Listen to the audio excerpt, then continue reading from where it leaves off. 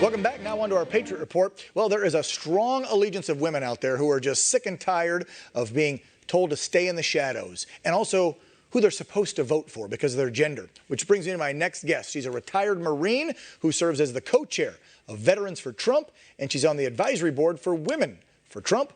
Please welcome to the show, Jessie Jane Duff. And I'm going to correct my producer there because we never say former Marine, we say Marine. Right, Gunny? Well, that's true. That's true. But although I did retire off of active duty, because I don't think I can legally represent the Marine Corps right now on that. But thank you. Thank you so much for inviting me. Yeah, but you know, I'm an old Zoomie. I was in the Air Force, and all my jarhead buddies say, once a Marine, always a Marine. Doesn't matter if you serve 4 years or 40 years, you're always a Marine. So thank you for your service, Gunny. Let's get to your groups and who you represent. Women for Trump and Veterans for Trump. You've been going crisscrossing across this country in a big bus telling women to get out and vote. And of course, women have come under attack with now the confirmation of Judge Barrett, where Democrats are telling you, just like Joey Biden told the black community, you better vote for Democrats. How do you feel about that when you're told who you should vote for by a party? Well, you know, it's really hysterical because the Democratic Party has done nothing for women. I mean, actually, even our Voting Rights Act that was passed 100 years ago, the anniversary was in August of this year, was passed by, guess what? Republicans. Republicans have always been the party of freedom, and we want all parties and all groups and all people to have that freedom. And women, whenever I go across the country, I can't tell you how invigorating it is, because I did 11 cities in 2 days in Wisconsin, for example, just this past week. And everywhere we went, the crowd was invigorated. It was electric. You just can't make this up. Like, you go to a Biden rally and they're separated. There's nobody there. We are having a blast wherever we go. And the women are so proud to support this president. And I'll tell you why. They had record low unemployment for women in the history of this country under this administration. Record low unemployment for African Americans, Latino Americans, Asian Americans, and guess what else? Veterans, a drop of 37% from the numbers that were under the Obama administration. So what does that mean? All these women see their husbands back at work, their boyfriends, their sons, their uncles, everybody in the family benefits. It's not just a one size fit all. And the identity politics that the Democrats keep trying to shove down our throats became very apparent with their own nominee when he did make that famous remark of what race you aren't if you don't vote for him. Right.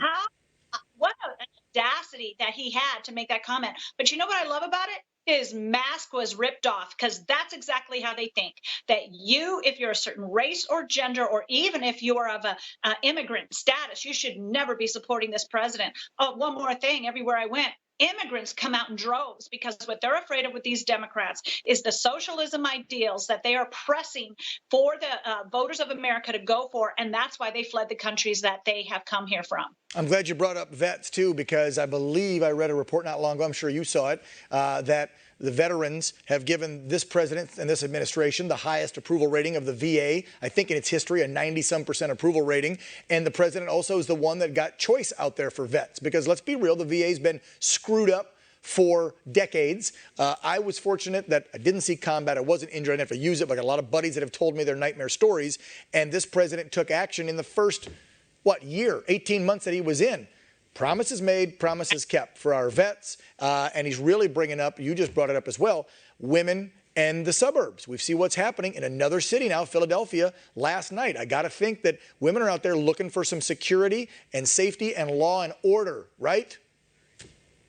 Absolutely. So we're also looking at these never-ending wars stopping, which also impacts the families. Because when your child is joining the military, you don't want to think that they're going to have to go to Afghanistan, where we've been going on 20 years now. You know, he's pulled all of these troops out. And who is raising these red flags? The Democrats and the neocons, the never-Trumpers, who have always profited off of that defense industry, while our sons and daughters have had to go off to combat. So I'm going to give you some hard data.